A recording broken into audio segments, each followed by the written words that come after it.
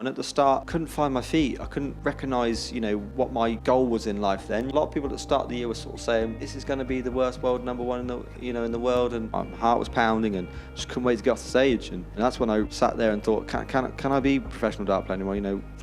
Contemplating giving the game up.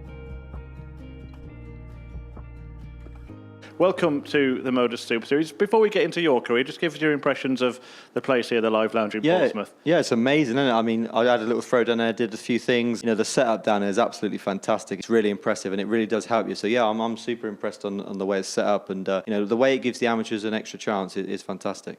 Yeah, very happy to have you here. Let's talk about you. First of all, very recently, that World Match Play win, another trophy on the mantelpiece. What did that one in particular mean to you? It meant a lot to me, and as you tell by my reaction to it, it meant a lot. Doing that and the World Championships in the same year is just phenomenal. It's something never in my wildest dreams to ever think I'd achieve, let alone win one of them. To do them in the same calendar year and join that exclusive club of the other three of Peter Wright, Phil Turner and Van Gogh, and it's an exclusive club. The way I played as well, the 500 averages, I think I deserved it, to be honest, but they're grueling weeks. They're really, really tough. So, that's why they're so hard to win, and to be one of the greatest players that's ever been in the final, yeah, that made it extra special for me. About this year in general, you won that World Championship. Obviously, it was a strange tournament because a lot of the talk was about the player you beat in the final, Luke Littler, and a lot of the talk has continued to be about him, but you're the one that's been picking up the trophies. Do you think you've kind of been successful just by playing brilliant darts in moving the narrative off him and onto you? Yeah, I think obviously with the media attention that come for Luke after the World Championships was just so much for him that I think he's just enjoying it. He's enjoying being around these celebrities, and fair play to him, because if I was 17, I'd have been doing the same. I wouldn't have been doing anything different than to what he has. The difference for me is, I'm 29 years of age now. Being around other celebrities, that's not really something that I really care about. More about achieving a lot in darts. Obviously, I'm a family man. I've got kids and a fiance, so I have a different lifestyle that he lives. Sometimes the fans get on his back a little bit. He just needs a bit of time to just adjust to what his life entails now. But yeah, for me, it's just about winning trophies. That's the only thing that can really please me is winning, as much as I physically can. And the buzz I get from winning major tournaments, there's nothing out there that can make me feel any extra better than it does. So I think that's why I have that drive to keep doing it. Yeah, absolutely. Well, I won't fall into that trap. We will just talk about you. And let's take you back to when maybe you were a teenager or breaking through early 20s. Just tell us about your pathway into darts and how you fell in love with the game. Yeah, well, at an early age, about 11 or 12, I think I started throwing a dartboard in the spare room that my mum and dad used to have. And then when I got to 13, I wanted to start playing, and I played in the pub leagues and won the singles in the first year. And I think a lot of people sort of looked down and went, hold on a minute, no 13-year-olds ever come to this league and won it. That's when the potential was there at the start. And then obviously I went to about 17, 18, started playing county, good standard. I give up for a year and a half because when I got to 18, you think, I don't want to play darts, I want to go out and play football, I want to play with my mates. When I got to about 20, someone I used to play with asked me to come play Super League again, and I did. Played all right, 25 average, and then I never looked back. Development tour the year after. I think I come at 7th or 8th, and then the year after is the one I won. Got on the tour, and then that's when things got into a struggle for me with the mental health situation and the anxiety. Yeah, well, let's talk about that a little bit, because you were at a strange time in your career. You'd been mopping up development tour titles. I think it was you and Dimitri van den Berg who were winning most of them at that time. Emerging on the professional tour, the big moment that it really occurred for you was that match against Rob Cross, wasn't it? The defending world champion, when you knocked him out at Ali Pali. Just tell us about the mixed emotions you had that day. It was still to this day one of the greatest feelings and greatest moments of my career. It was something that I, again, did not expect to do at such an early point in my career. It was my first proper world championships as a professional. I never expected to beat him, but I did.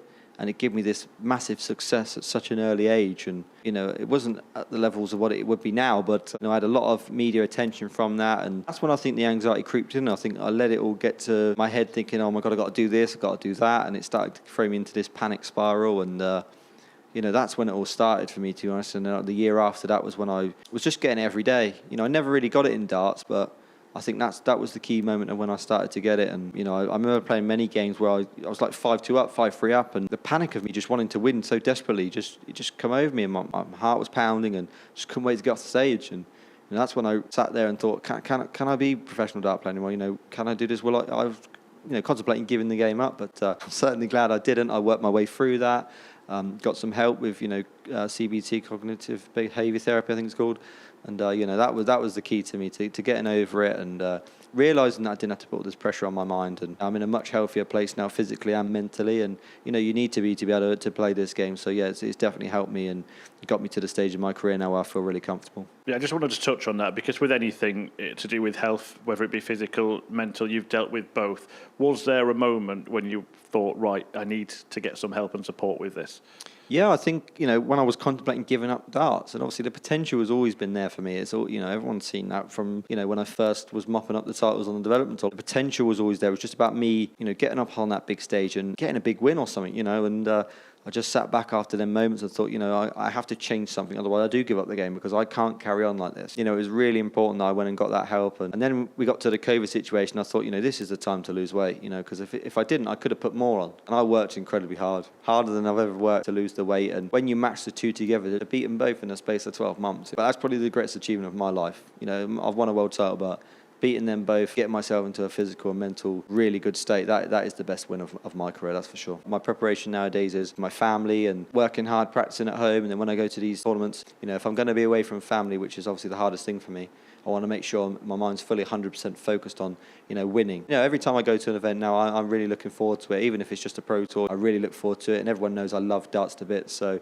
yeah, I'm in a good headspace at the moment with the game. And it has been like that for a good few years now. And in terms of how that's manifested on the dartboard, you've had this quite linear success, haven't you, sort of development tour, then moving on to pro tour, had that dominant year on the Euro tour as well. The majors was kind of evading you a little bit.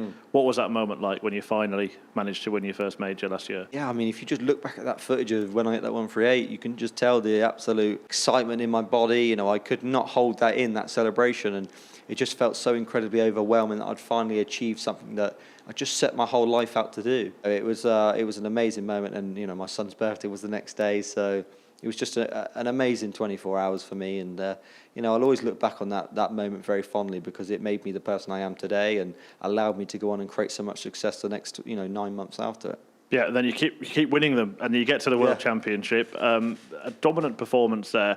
What was that like? Because that is the pinnacle, isn't it, for any dart player to lift that Sid Waddell trophy on the Ali Pali stage? It was a strange feeling throughout the tournament. I felt in good form, probably the best out of every player that was there. In my head, I'm thinking I might never get a better chance. The way I'm playing and the way that everybody can't seem to beat me at the moment, this could be my best chance. The first round didn't go as well as I wanted it to, but I was through. And then the second game against Ricardo, it was probably the strangest one of them all, to be honest. Point broke, and then my head just went, and I couldn't find anything. The crowd were against me, and it just felt like I was destined to just get smashed and lose 4-0. And I managed to just scrape it 3-1, and then on the incredible game against Joe Cullen. And that is, back in my mind, one of the greatest games I've ever been involved in. From that moment, it felt really more comfortable, and obviously the next 3 performances were at my A game, and it needed to be. But the final, that really was something special. It was a fantastic game. You're kind of hoping you don't disappoint the fans. You're in a world final. You don't want to, play really rubbish, but we didn't. We put on one of the best finals, I think, for, the youngest age that's combined. Great final, but over the moon that it was me that won it. And,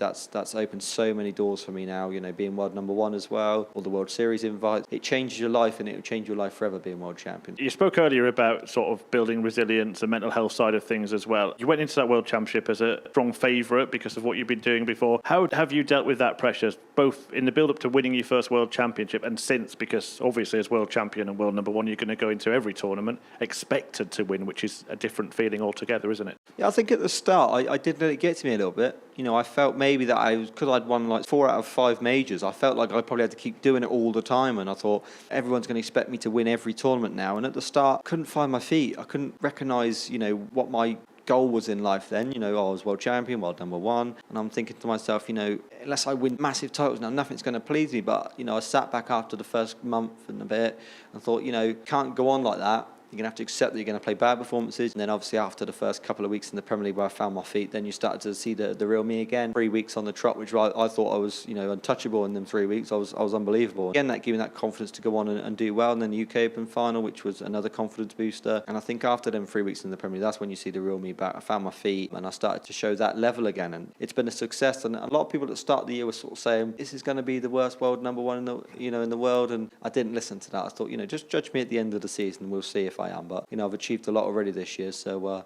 I'm going to try and be one of the best world number ones that's gone, but I'm not going to put too much pressure on myself. Do you feel that you are kind of loved and respected by darts fans? And Yeah, media now? I think it's taken a bit of time for him to get me. I think a lot of people thought I was a moany person on the stage, and I get that. I am guilty of doing, but I feel that's because I'm so desperate for perfection. I feel like sometimes if I allow myself to hit these not so great scores, I might not have that drive. So it's not a negative attitude. It's more of a drive for, come on, get your head on. I do think the fans are starting to warm to me a bit more. We beaten Luke in the final of the World Championships. I think all the new fans that come over, they didn't like me because I'd stopped that fairy tale ending for Luke. But yeah, I do think that the fans are starting to grow to me a bit more now, and it's nice. It means more to me than winning trophies, because no one wants to be hated and disliked. It's not a nice environment to be in. It's nice to see them warming to me a bit more now, and it's really great for the heart for me as well. The walk-on song, that's changed recently, and that will get your fans in certain arenas, maybe not so much in It's mostly others. negative fans now, to be honest, but it fits my personality, and it's not just the Leeds United tie with the song. I've always loved that song, and the old song I had before was never picked by me, it was picked by Sky Sports, so I wanted to pick something that felt close to me, and obviously has the ties with Leeds as well, so it does just fit my personality. And I think the first proper experience was at the World Matchplay final. Maybe they'll start to recognise that song a bit more now, and it was a bit more to give back to the fans. I wanted them to have a song that got them up for it a bit. Just for those that might not know, you are literally named after Leeds United. Yeah, well, I think most people do now. But where does that link come from? It literally comes from my dad. I think I was going to be called Liam. That was going to be my name until someone on the news named their son after Leeds United Kings of Europe, Leeds. So one way to be named after someone, but to be named after your football club, it's special. And obviously everyone knows how much I love Leeds. So. And staying with your dad and your family, we've all watched on as you've made these glories a family affair. It's not just been about you, it's been their moment as well. Just tell us a little bit about your support system, your team, if you like. Yeah, I mean, for me, obviously my family, Kaylee, my son Rowan, and my stepdaughter Gracie are the ones at home that support me every day. But my dad is the one. He was the main person for me. Them times when I was having the bad anxiety and stuff, he would not go to work and come up and support me in the Pro Tours, look after me, and make sure I was okay. And that's why I dedicate so much to him, because without him, I really do not think I would be here as the world number one and world champion. He's made me the player I am, and. He believed in me. He knew this was going to happen. I didn't. So my family just love it. They love seeing me win. Love seeing me happy. And what mum and dad wouldn't. So I've got my brother and all these people that are just so supportive for me. It's I'm a very lucky man, to be honest, and that does help me win all these major titles as well. It's not just me throwing the darts. It's the people behind the scenes that make you the man you are. So yeah, I've got a good team behind me. What's next? Because there aren't that many more titles to conquer for you. How do you keep so hungry? Sometimes players will drift off. Michael Smith himself admitted that happened to him a little bit last year when he became world champion. How do you keep hungry and keep going for the next one? I think the feelings you get when you win these major titles, that they're feelings and they're moments that you just want to keep repeating. So for me, nothing will stop me from being driven. I want to be a reigning world number one for the third longest. So that's another goal for me. And if I keep setting these goals and keep pushing myself, then all the people behind me are going to have to work incredibly hard to catch me. But there's so many people very, very close to me that you're not going to see a level of dominance. You're just going to see a player that's happy with the way he's playing, and it's going to take a good performance to beat him. Speaking of happiness, everyone would have seen on social media the proposal. Tell us about that. That's a fantastic moment in life, isn't it, away from the dartboard? It is, and it was planned for a long time. Me and Jamie Banks, I went up to him and said, I really want to propose to my girlfriend. New York's a good place. Like we hire out the edge, and I was like, can I do it? And he said, well, you got to be up at 7 in the morning. I was like, nah, that's never happening. I don't get up at 7 in the morning. I'm usually going to bed at that time. But no, we decided on that. They set the cameras up as they would do for the draw. So Kaylee wasn't expecting anything. She wasn't. I said I was just up there for the draw, and Kaylee was obviously really over the moon about it. It was somewhere she's always wanted to go as well, New York. So it was just fitting, to be honest. And we're hoping to get married in maybe 2 years. Yeah, congratulations on that. Congratulations on all your success as well. Just finally, we've spoken about it as well, world number one, world champion. The way that you speak about things, mental health, the way you carry yourself, do you sort of feel that there is a responsibility for you as an ambassador to kind of use your platform for good? Definitely. I think when I've gone through the experiences I have, it's very important for me to keep, hope people, when they keep seeing things about the way I keep talking about it, I hope they don't feel like, he's not mentioning that again, because I'm going to keep doing it for many years to come. It's something that is more openly accepted now, which it should have been anyway, but it is now. A lot of people recognise it, and a lot of people go through it. I just don't think they're openly honest about sharing it, but, you just got to be honest about it. And, I had many, many messages after I come out about it from actual sports stars, which, of course, I wouldn't name, but professional sports stars that said, do you know what, I go through this as well. And I had a couple of dart players come up to me, people from the street, I've had messages on social media, all these things. And when you look back and you think, you're helping people. That's what means the most. This is why I'm lucky, obviously, with the social media following. I can use my platform to keep sharing the message, and hopefully, if it helps one or two people, from doing something silly, then that's all that matters to me. Yeah, that's massively admirable. I'm sure you'll help a lot of people, and I'm sure you're going to have plenty more of those good feelings on the dart stages as well. So, Luke, thanks very much for talking to us. Thank you, my pleasure.